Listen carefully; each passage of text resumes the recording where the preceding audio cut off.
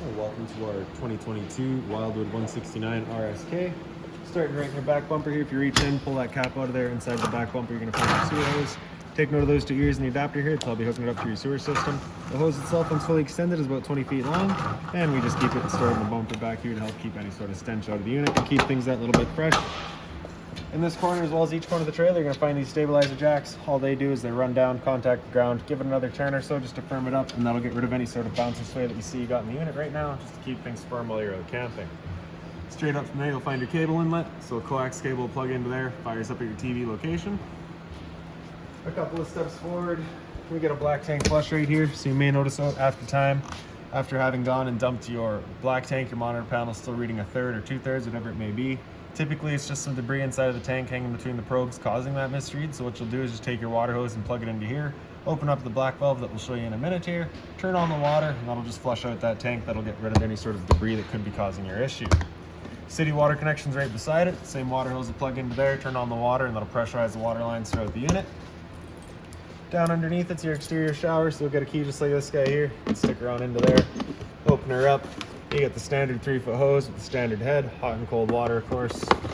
Once you're done, just wrapping it around the handles, close it back up, lock it down.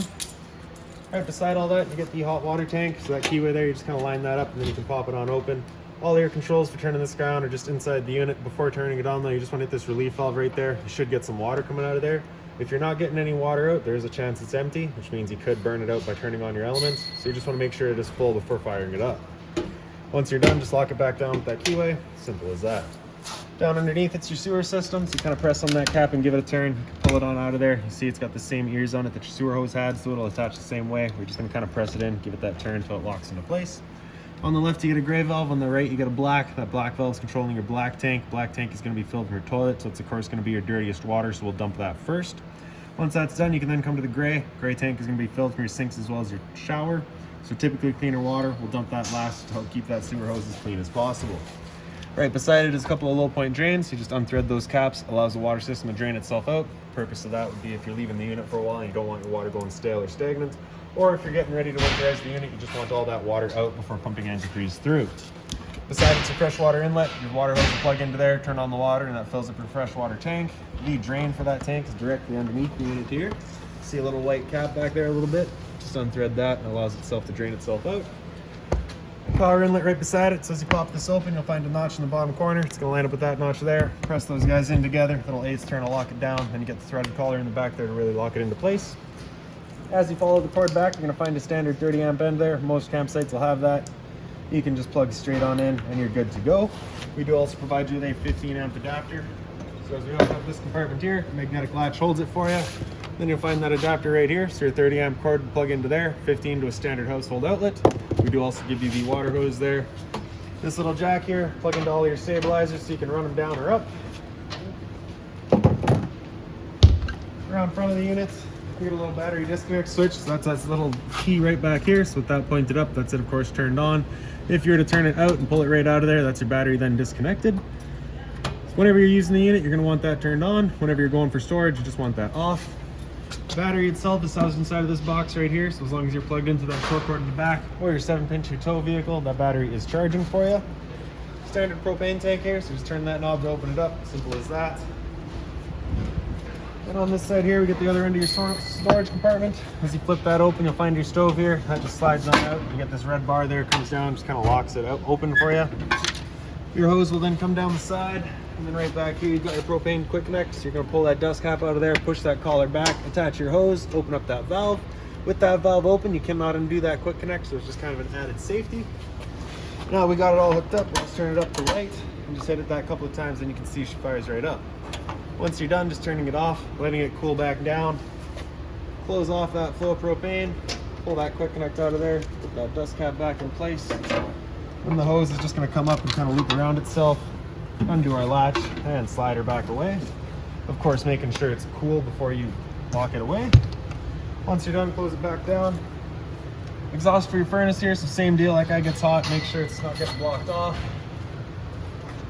Power outlet there, GFI protected, resets inside the units. And then in the back here, you get your spare tires. Straight up from there, you'll find your pre-wired mount for a rear view or observation camera. So now making our way inside the unit, Your assist handle here, just up 90 degrees, it'll fall into place. Then we can open up our door. Door's on a friction hinge, so it kind of sits where you leave it. And I'll just point out real quick, if you've got it wide open, it contacts your awning arms. So you just want to make sure that if you're running your awning, your door's about 90 degrees or so.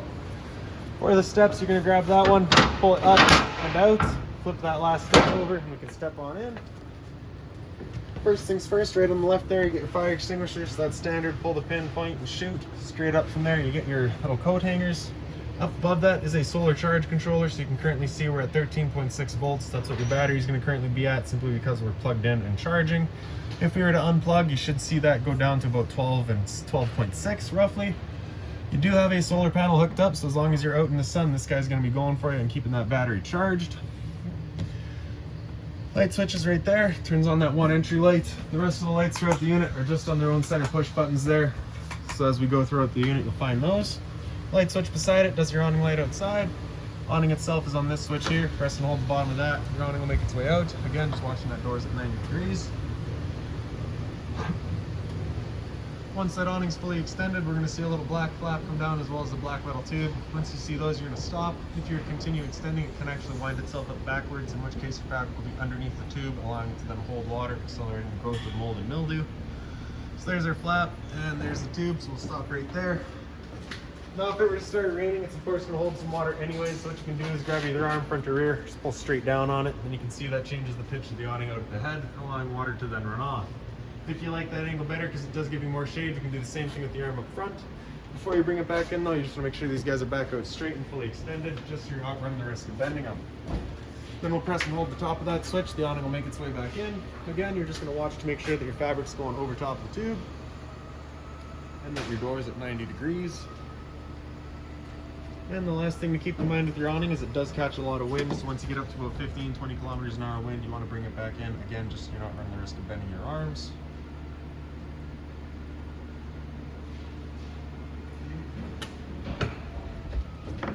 The slide out switch is right beside it. That does your bedroom in the back there. So you really can't see it from where you are, but one thing that you definitely want to make sure of is that that bathroom door is closed, right? Just so that we're not going to be running into it. And then just bringing it all the way out. Once it's out all the way, you will hear those motors kind of stop and turn themselves off automatically. You can just hear them from right here. You're not sure if it's coming through in the video or not.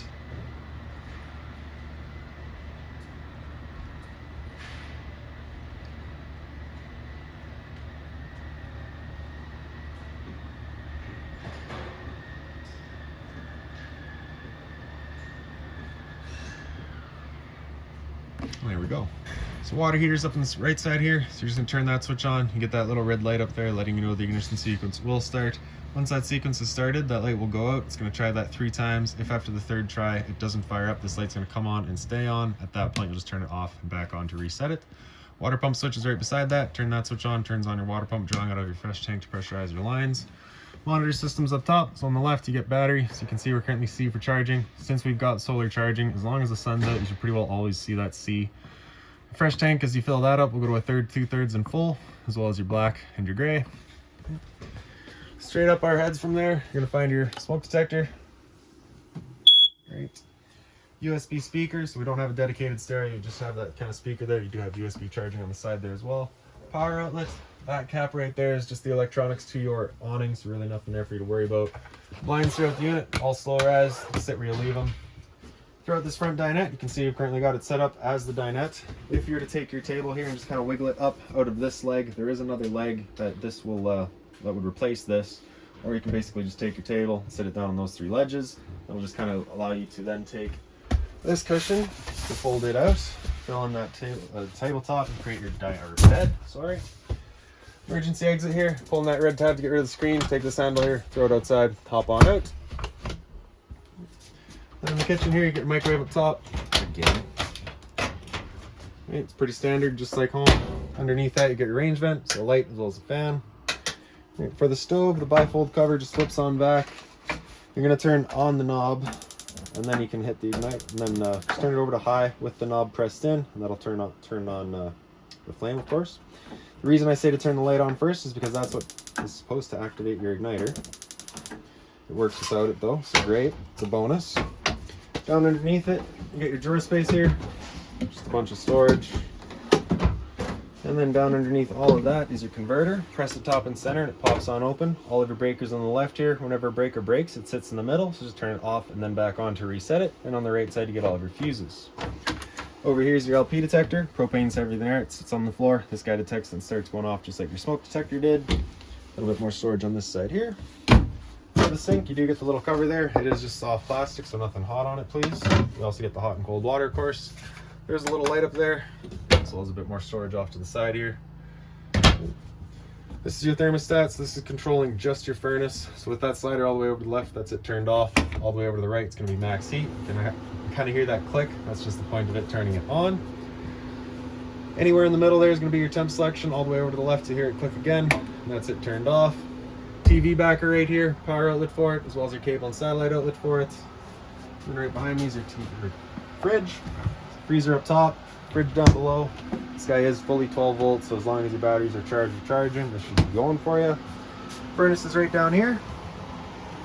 So once it fires up, you can, in the bottom left corner, you can actually see the little flame once it gets going. The downside to this furnace is it is not ducted, so it's just dumping all of its air right here. So if you're looking to move the air forward and back, you're gonna wanna get yourself a little fan or something.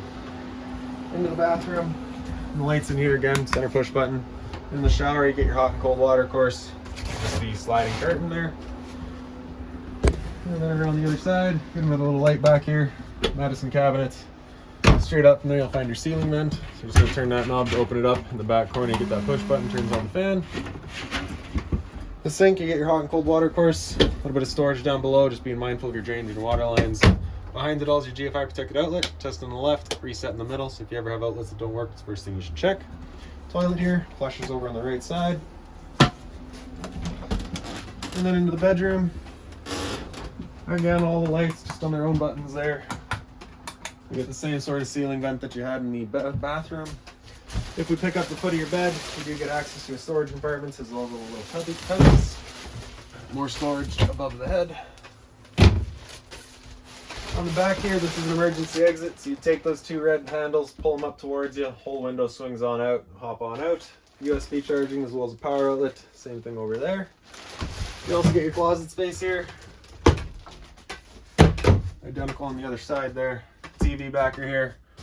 Cable and satellite outlet in the back, antenna outlet in the front. Turning your antenna on, you just hit that button there. You get that green light letting you know it is turned on. You are prepped for Wi-Fi as well. And then just your drawer space. With some more cubbies down underneath it. So really that's about it for this unit. If you've got any other questions on it, please feel free to give us a call, 204-237-7272.